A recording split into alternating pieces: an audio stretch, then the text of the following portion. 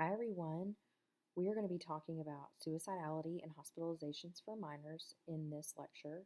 And second, from the topic of parents and how to have conversations, how to have relationships, positive working relationships with parents when working with teens and children. This topic is probably the second one that comes up the most with counselors in training. There's a lot of emotion around this topic and a lot of fear. Honestly, it's scary to think about. And so, you, of course, are going to have a much more comprehensive and deeper class on crisis management and planning. But I felt like I would be doing you guys a disservice if we didn't at least address it in this course. Just the different things that can come up for this population because it is such a huge problem and it is so prevalent. And so we're going to go through these slides together and talk about suicidality and hospitalizations for children and adolescents. So this is a slide I thought was really helpful to share. Suicide is the second leading cause of death for adolescents aged 15 to 19, accounting for more than 2,000 deaths just in 2019 alone. So I thought that was just staggering, and I honestly think that data is from 2019, and that was even before the pandemic happened. And so I just can't even imagine all of the different numbers and data on this. But the good thing about our recognizing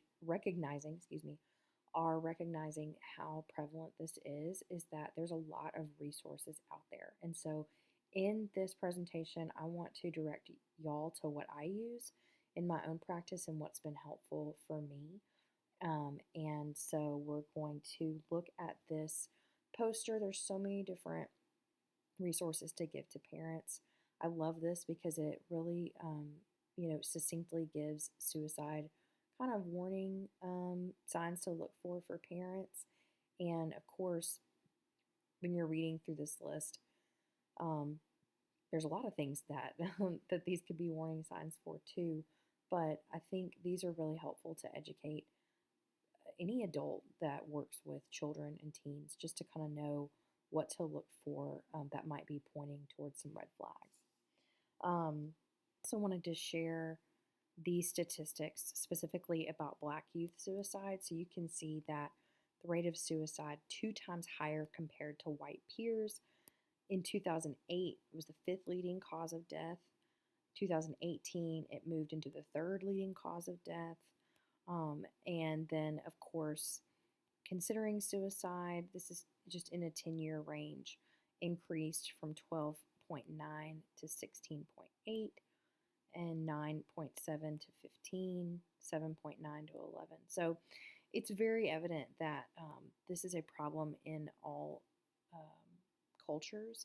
I mean, just the rates of this are staggering and they're continuing to climb. And again, this data is before the pandemic. So I'm confident that we're going to continue to see an upward trend. This, talking about COVID, emergency department visits for suspected suicide attempts among U.S. girls ages 12 to 17 have increased during the COVID-19 pandemic. 51% increase. That's huge, guys. That's huge. So again, though, the positive thing from this is that the resources, I think, are just continuing to get better and better, and the education of this to adolescents, to children, and to parents is happening better and more often than it was. This is something that the textbook highlights is that depression is the leading presenting problem in diagnosis for adolescents. So if you hear anything out of this, I want you to remember this diagnosis, depression. This is the number one leading presenting problem diagnosis for adolescents. Depression is what's going to, I think it will surprise some of you in how it presents in some kids. I know it did for me. Just seeing that how young, I added all these pictures in here just to show that it does not discriminate. And that little guy in the bottom corner, I mean, yeah, I've seen 8, 9, 10-year-olds that are actually depressed. And I don't know, I just think there's such a bias and can be a bias there where we don't think, oh gosh, like kids that young, how can they be depressed? But it's definitely possible. This is another area that has just come out in the last couple of years. The 988 number, Suicide and Crisis Lifeline. This is a 24/7 service, and it's for people. They can call, they can text if they um, have hearing loss. There is a platform for them to call and utilize that service anyway. Um, that it's just such a huge resource, and they've actually put out a lot of resources. And once you are a provider, you can go onto, I want to say it's the SAMHSA website is actually what it's through. It's the substance abuse mental health site. But you can look at just tons of resources on there, um, magnets, stickers, crisis plans, which I'll show you a sample of in a minute. You can get those and they'll send them to you for free for you to distribute in your practice. So that's really great. This lifeline is not only for people that are experiencing suicidal thoughts, it's also for family members or friends. So if someone were to confide in a peer and say, hey, don't tell anybody, but I've been having suicidal thoughts, that person can call 988 and get support and know what to do. And so this is just a huge national number that they're doing so much psychoeducation around and so much marketing about it. And I think it's going to make a huge difference. I did want to highlight non-suicidal self-injury because non-suicidal self-injury is different from suicidal behaviors, and especially to parents, I think that is not always evident. Of course, any type of self-injury behavior is concerning and should be taken seriously, but there is this term non-suicidal self-injury that they're doing a lot of education about. And I know, people that maybe are older than me, and I'm in my mid 30s, but people that are older than me, I don't think that this was a topic that was ever really separated out. It's just kind of like if you're hurting yourself, you're suicidal. And that's not always the case. And so I want to reference this book, Healing Self Injury, A Compassionate Guide for Parents and Other Loved Ones. This is an amazing resource. I love this book. I think it's so helpful to understand self injury behaviors, and might be really helpful for um, parents, and a resource for you to help have these conversations of differentiating between non-suicidal self-injurious behavior and then suicidal behavior. So I put these quotes in here that I think can be really helpful. Um, Self-injury and suicidal behaviors, imagining, planning, or attempting suicide, are related, but the relationship between the two is confusing. So I'll let you read the rest of that. And continuing in the healing of self injury, they do a great job of breaking down how self injury and suicides differ. And so, from the intent of self injury is almost always to feel better, whereas for suicide, it's to end feeling and life altogether, of course. The method for self injury typically causes damage to the surface of the body only. So, again, razor blades or paper clips, things like that, that can just damage the surface. Suicide related behaviors are much more lethal.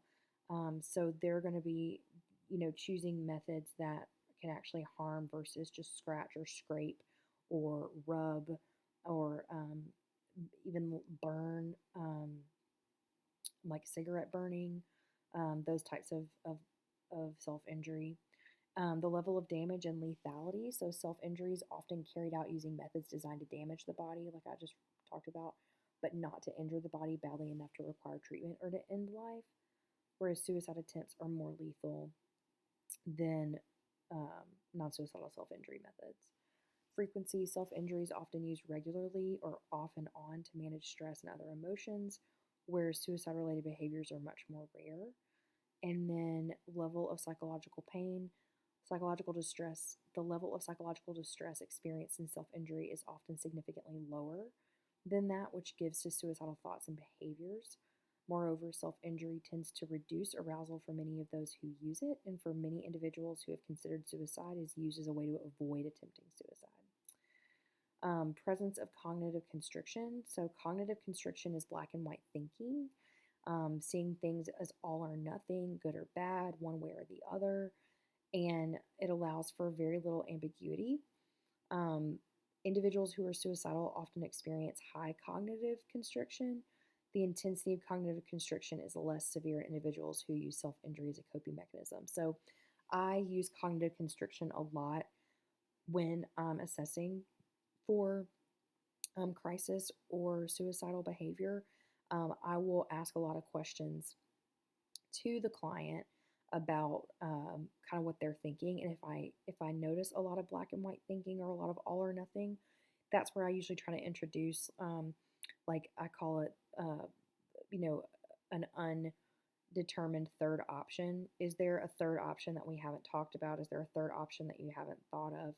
Maybe that could be something in the middle, and seeing how willing they are to consider a third option, or how almost how capable they are of being able to consider a third option that's not an extreme, is really helpful for me to kind of gauge the level of crisis that we're in. So I'm glad that they pointed that out, even just knowing the difference between that and someone who's engaging in non-suicidal self-injury.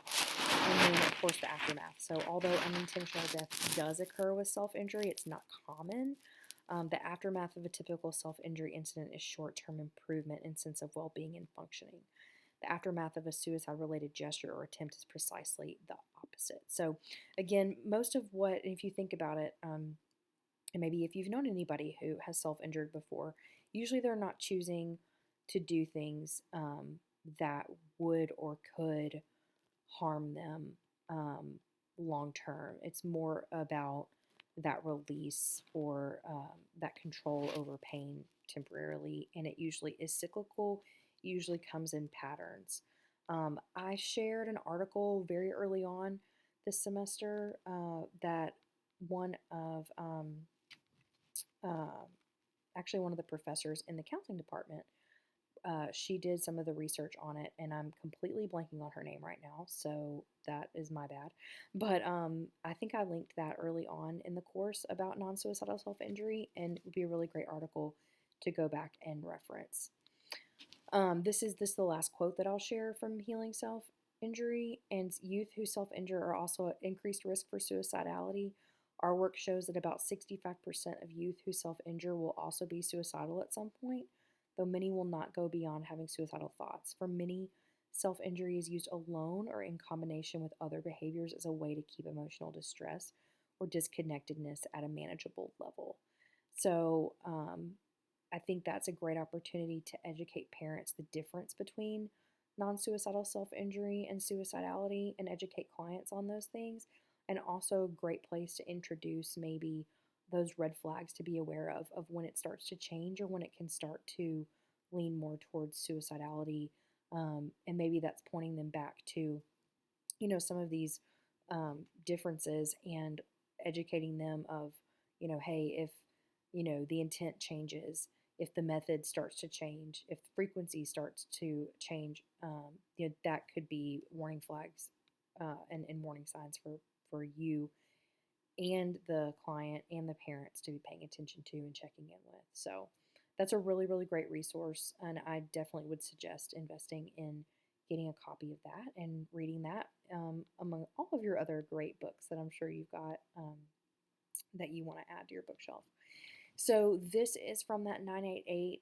This is from the SAMHSA website. They will actually send, these are like referral pads, or like doctor script pads. They'll send you like a pack of these to use, and I really like them. So you will definitely, in your crisis class, talk about safety planning. Another term you may have heard before is contract for safety. And basically, if you experience a client who shares with you that they've got some suicidal thoughts or ideation, this is something that you would complete with them and have them come up with the answer to these. Actually, physically write them, make a copy of it to keep in their chart, give them a copy to send home. You would give a copy to any of their support people. So that would be parents, maybe siblings, maybe friends, someone, everybody. They need to have somebody that they trust that they'll actually follow through with speaking to if they start to have an increase in suicidal thoughts. And then everybody that's on that team basically needs to have access to their safety plan.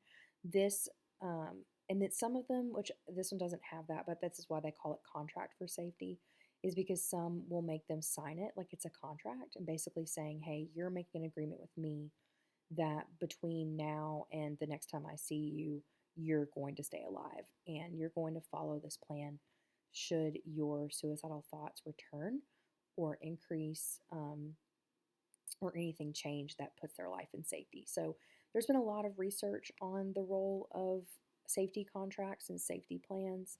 I'm a huge advocate for them because it helps me get an idea and an understanding of how much they want to have these thoughts and how much they don't want to have these thoughts. How comfortable are they with the idea that they're thinking of dying? It's not uncommon to have people come in, or especially have adolescents who know that they shouldn't be thinking of dying, to say, yeah, I am having suicidal thoughts, but I don't want to.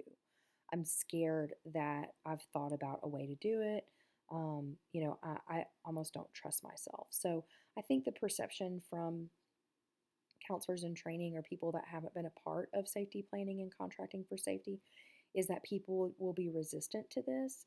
And I don't think that's the case. That hasn't always been the case for me. It's usually the opposite. It's more that once people share this, they really are looking for help, and that they know that their thoughts of suicide aren't good, and they really do want to find a way to push through on the other side of that. So I really like this resource. I think it's really great because these questions can absolutely be answered, by an adolescent and a teenager all the way up to an adult. So I wanted to share that as an example. So we've kind of talked about, a little bit about the statistics and how much of a problem this is, and educating and helping people understand what suicidal thoughts are versus non suicidal self injury, especially with parents.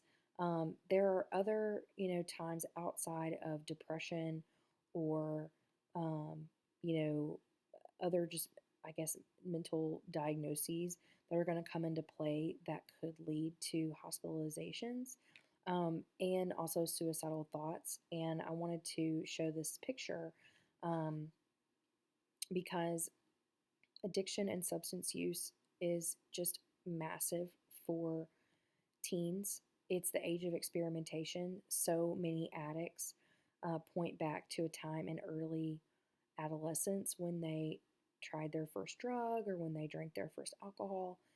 It's mind blowing to me. I think the youngest, yeah, I'm trying to think, the client that has shared with me that they tried drugs for the first time, I think the youngest age that I've heard someone say was the age of 7. And that was alcohol and drugs. So, it's never too early, especially from a clinician standpoint, for you to be kind of putting this in your brain and looking and assessing for substance use. And, vaping, tobacco, marijuana, just all the categories could definitely contribute to some suicidal thinking outside of clinical, or physical depression. So definitely wanted to bring that up, that, children and teens can be hospitalized for mental health issues that are induced or exacerbated by drugs and alcohol. So I thought that was just a really powerful picture of the impact that drugs and substances can have on our brains.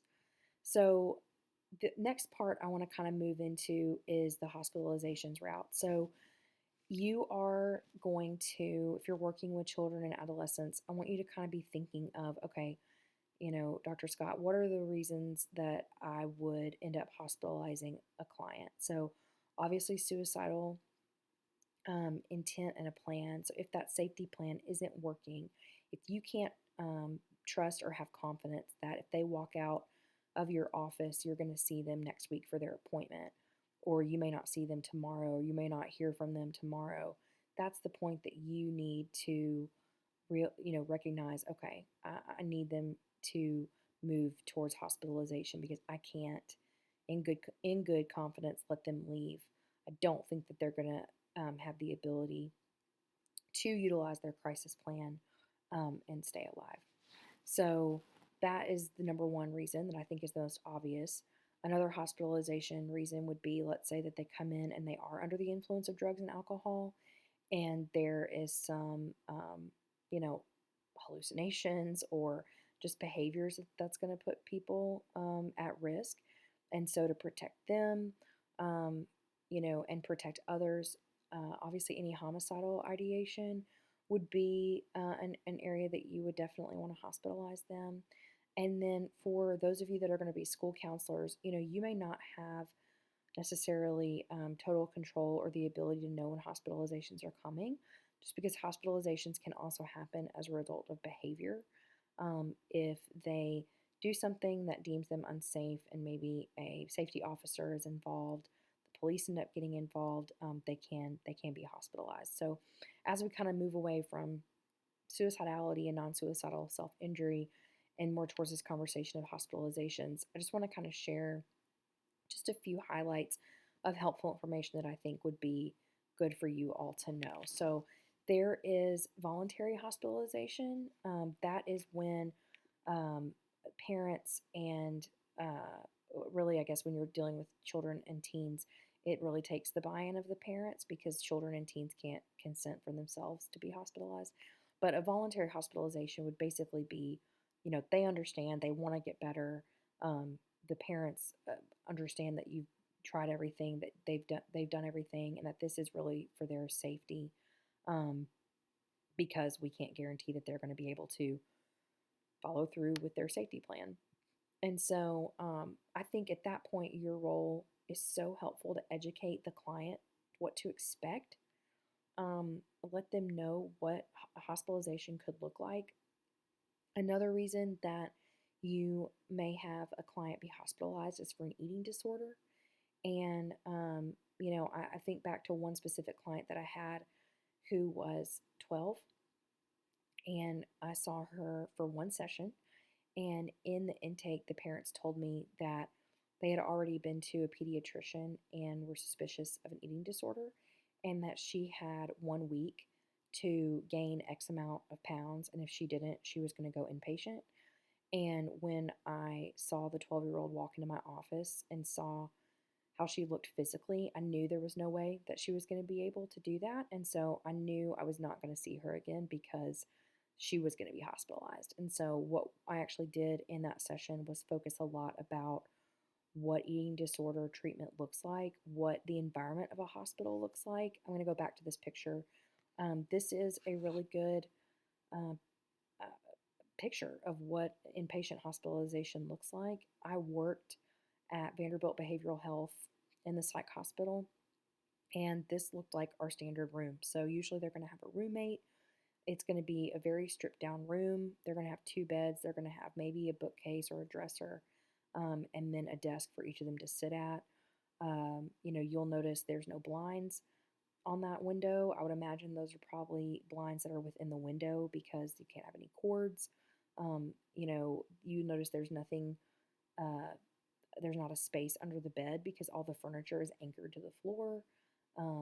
And there's a box around what looks like to be the heating and air conditioning. So everything it's stripped down just for safety. And so in that session with that 12-year-old, I spent a lot of time explaining that to her.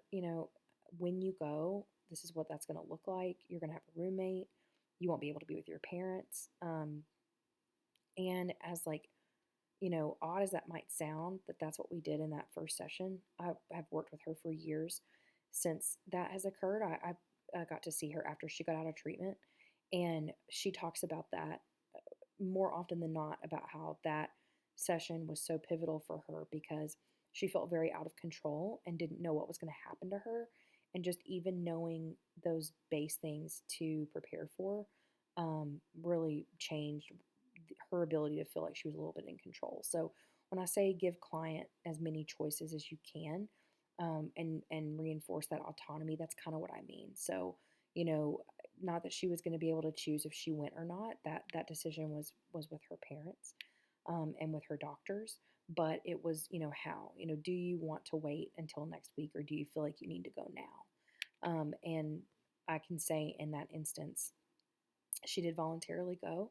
She did recognize that she had a problem and she wanted to go and fix it. So she didn't even have to go through that whole waiting a week and, trying on her own to quote unquote fix it and gain enough weight to avoid hospitalization. So the other thing is educating the parents is what to expect.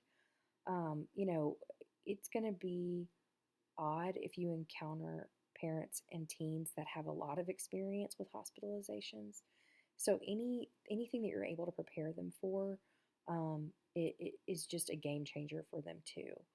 The next thing I wanted to point out is giving a report to a paramedic. So if you have to call transport, if you have to call 911, if you have to call the police to assist, which this will come up a little bit more with involuntary hospitalization, but um, giving a report to the person that they're going to be handed off to, whether that's a paramedic, an ER charge nurse, or an admissions rep for facility, it can be really, really helpful to give the doctors some backstory on this person and to help them identify really quickly why you recommended them to be hospitalized. It can help just skip some steps for them if you kind of use your power as a clinician to give a report to whoever that is. And school counselors, that goes for you too. You still have authority to be able to give some context, maybe for what has occurred.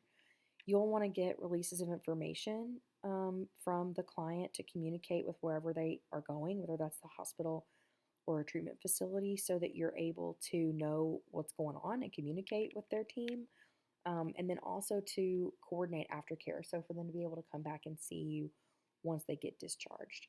Know your state's procedures and community resources for this. So in Mississippi, if your options to be hospitalized are kind of limited. We do have a mobile crisis team, but they, from my knowledge, are through Communicare. And that is a service that the police has done such a better job of connecting people to in the last couple of years, but it is a newer resource. And so, pretty much in Mississippi, your options are to self report to the emergency room.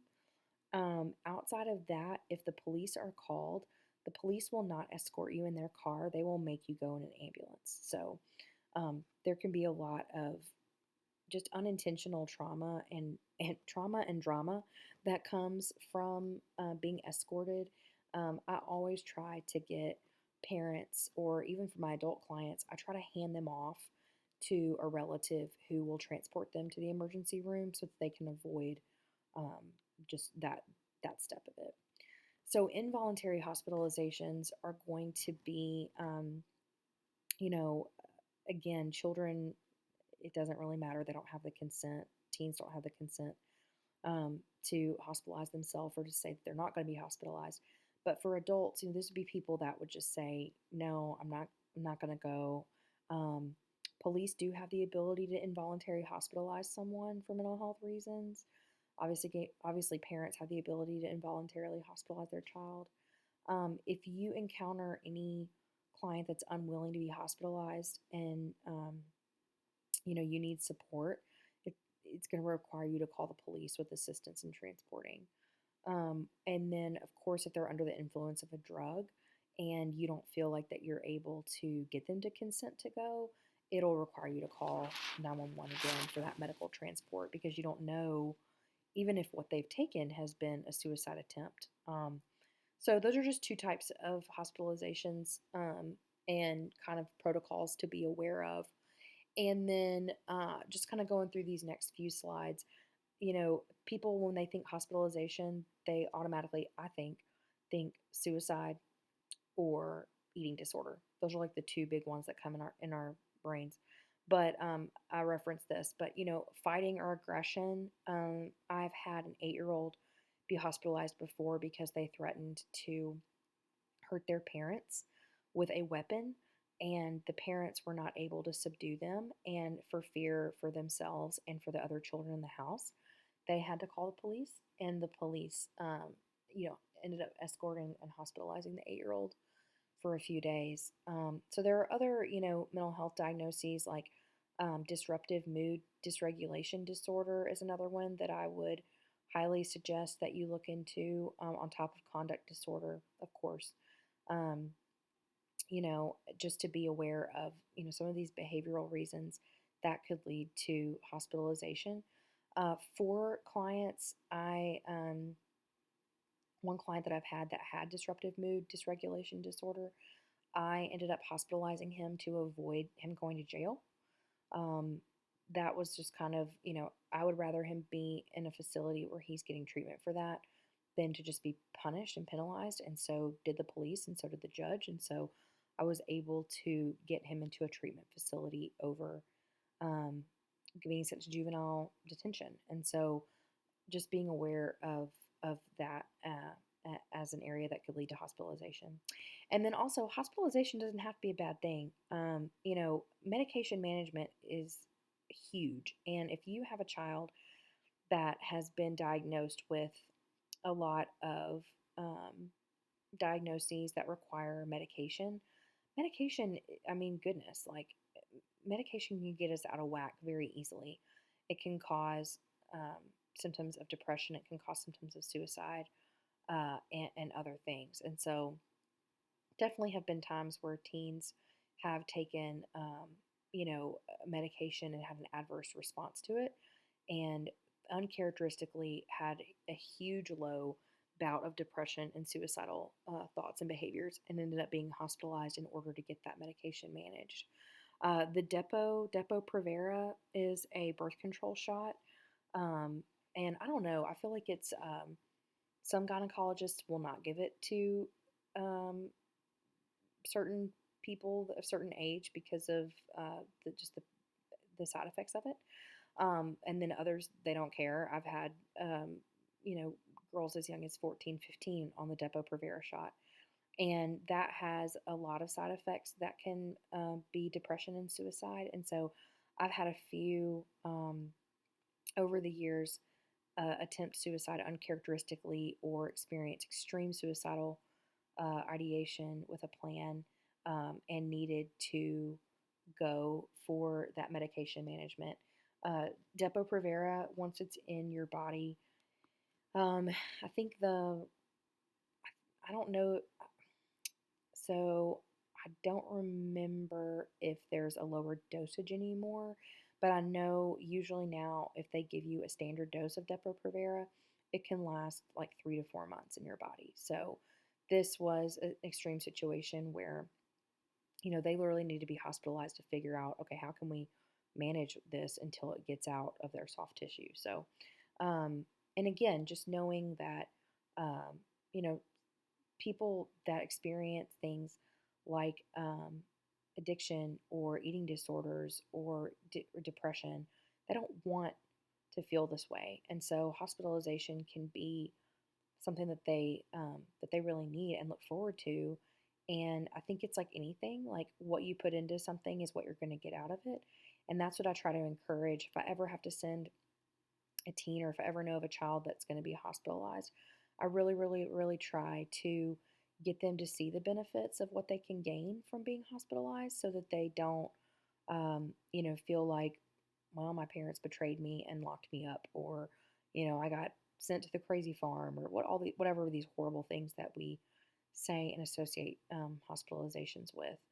I wanted to share this chart for eating disorders, of just seeing the different levels of treatment for eating disorders, and knowing that even hospitalization looks different based on their health, and that could be really helpful for you to understand too, as you try to be a support for future clients that might be struggling with eating disorders. And then, another reason is just, again, symptoms of psychosis. So hallucinations, delusions, paranoia, There is a bipolar disorder that exists in minors.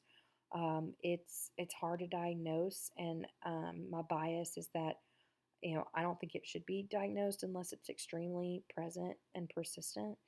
And I think in those cases, it's going to lead to hospitalization probably, just because these symptoms cannot be treated outpatient, and they certainly can't be treated without some type of combination of medication. So, just other areas to be aware of for hospitalizations for this age group. And just know that, even though they're kids and minors, it's definitely still a possibility. I think I shared in a previous lecture about Parkwood, the hospital that's close to us in Olive Branch slash South Haven area. They actually have like a cottage on property, specifically for children under the age of 12, that's dealing with just a whole host and combination of these um, different reasons for hospitalization that I shared. And then the last thing that I want to leave with you on this topic is, one of my favorite things that I have said and tried to reinforce over and over and over again is, to grow yourself, you must know yourself. Know your own thoughts and feelings towards this topic. Know your biases that you might have towards hospitalizations and suicidality in minors. Know your biases toward non suicidal self injury. So you'll see that our assignment for this week is I want you to reflect on your thoughts and feelings towards this and just share a little bit more about, kind of who you are in this. Because again, to grow yourself, you must first know yourself. Again, I don't expect anybody to overshare or feel the need to make this their personal journal. Please only share what you feel that you're comfortable with and what you think could help you in processing this topic for future clients. If any of you have any questions, please feel free to reach out to me. We are going to have a practice quiz coming up. This quiz is going to be for bonus points towards the final exam, and the purpose of the quiz is there's just a few silly questions, but the function of it is to make sure that you get the Respondus lockdown browser set up correctly in preparation for our final exam.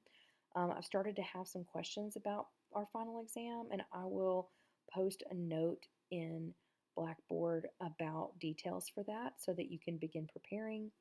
And I hope all of you have a great week, and we are 1 week closer to the end of the semester. Thanks, guys.